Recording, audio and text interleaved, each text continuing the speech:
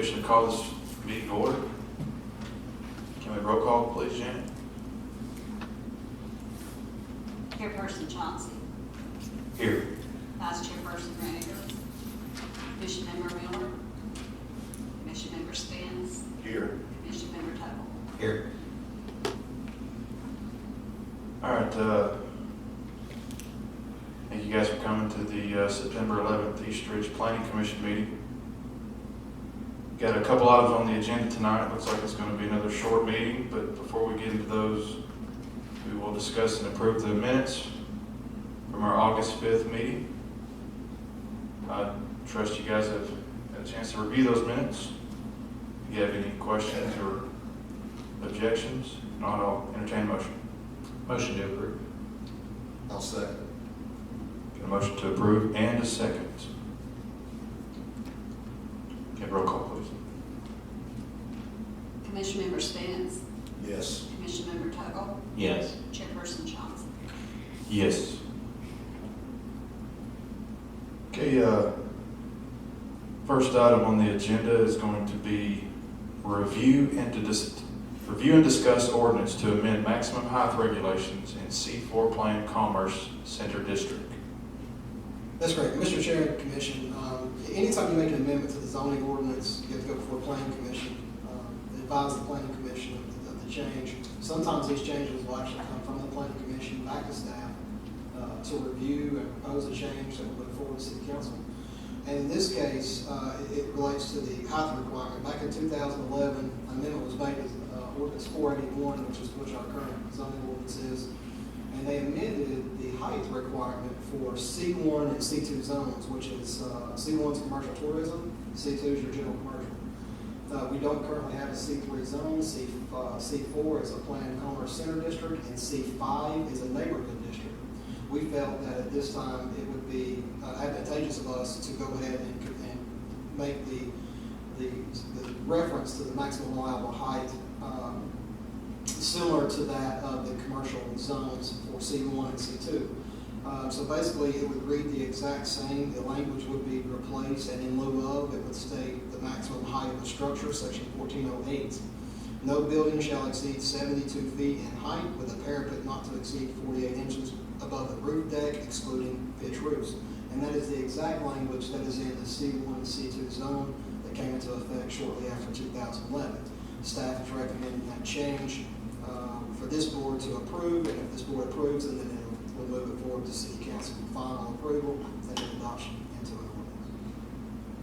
ordinance. Okay, thank you, Kenny. So right now, we're not actually voting on approving this. We're actually going to make a recommendation. We're going to vote on making a recommendation to bring this before City Council for approval. That's correct.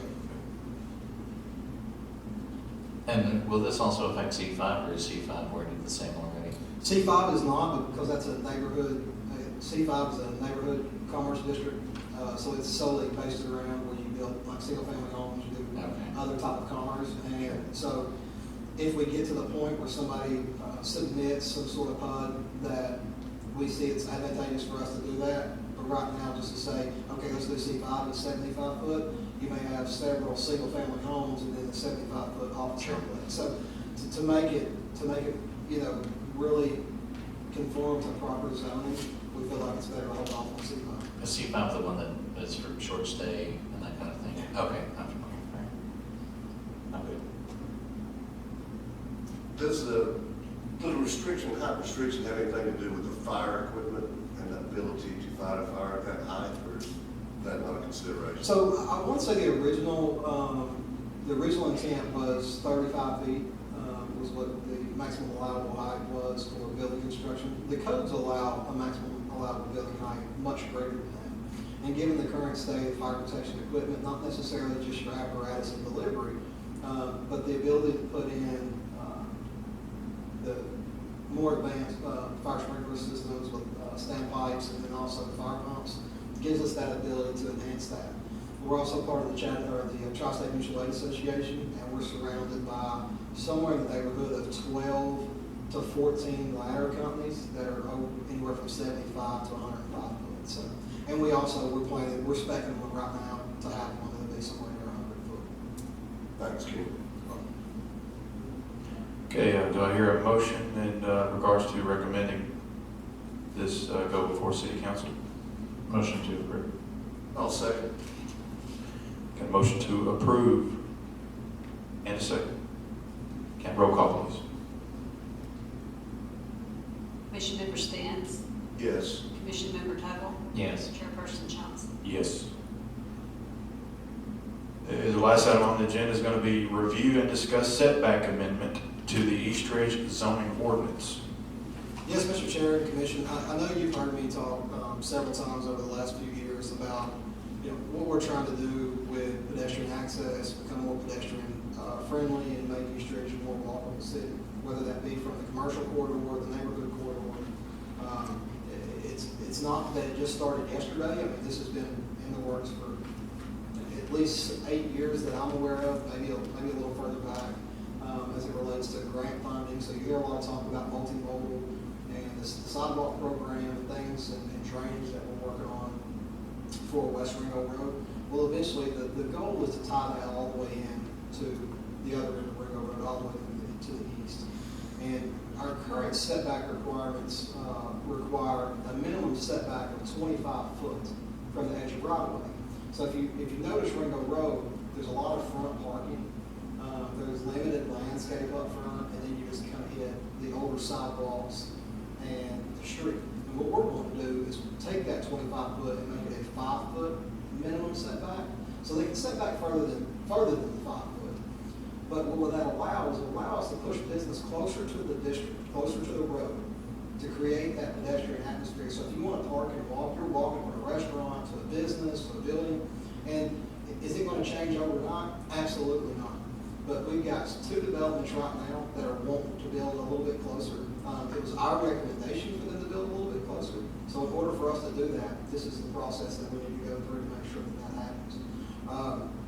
If you think about it, think about downtown, think about Broad Street. Not that East Ridge is Broad Street, but if you look at Broad Street, can you imagine the buildings that are 6 and 7 stories tall, sitting 40 foot off the road? It doesn't make a lot of sense. I understand how East Ridge was designed initially, but we need to start thinking about what's the city going to look like 40 years from now.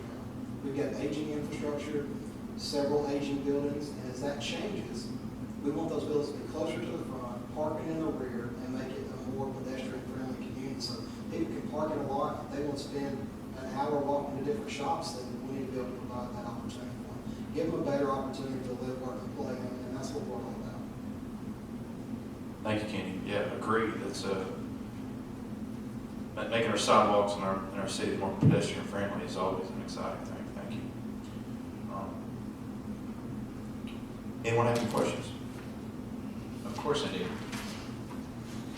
Okay, step 1. So I'm assuming this will also affect like Midtown, where we're talking about the redevelopment of the aging shopping center, and we have a parking in the front that if you park in those parking places, you're automatically parking on top of the sidewalk. And this will allow us an opportunity to make some changes there and hopefully direct grant money towards redevelopment of Midtown. Yes, that's correct. Okay, and it will also help us to piggyback on the funding we're using for redirecting wastewater from the 122-foot elevation change, et cetera. This is all part of that plan? Absolutely. Okay, and it does not affect the setback. I don't think it's setback, but that's probably the wrong word, but the side of it, there's also a side restriction, especially for instance, the junction between C1 and C2 and adjoining R1. There's a 25-foot and a 20-foot setback depending on where it joins. So we didn't adjust the rear setback simply because most of that is adjoining an R1 district. Mm-hmm. And the only way to really adjust that setback is you could adjust it by 10 foot, but increase the screen. So that's something that we can adjust as we go if we see that being. And it's typically handled by variance anyway, right? Yeah, absolutely. The thing about it is the way it comes for a variance is you can't create your own hardship. So Right. if you're looking at a vacant canvas or a vacant lot and you want to build it that way, then you're creating your own hardship. So that's what we have to look at. We're starting to see that more and more often. The thing, there's not going to be more land. Sure. What you've had is what you've had, and what we have is what we have to work with. But I don't want to get stuck on looking at today. We need to be looking 5, 10, 15, 20 years down the road, how we can make this city better, because it's only going to change. As we start removing these poles, these sidewalks starts going in, and things continue to progress, we need to make sure that we're ready for that change, and we're not behind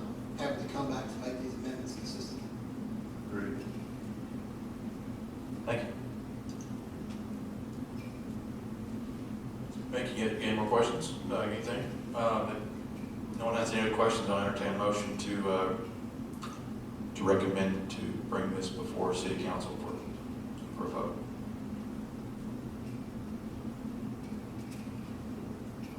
Motion to approve. I'll second. A motion to approve and a second. Can I have a roll call, please? Commissioner Stance, Yes. Commissioner Tuggle, Yes. Chairperson Johnson. Yes. Mr. Chair and Commission, thank you very much, I appreciate it. Thank you, Kenny. Thank you all for being here tonight. Y'all have a wonderful evening. This meeting is adjourned.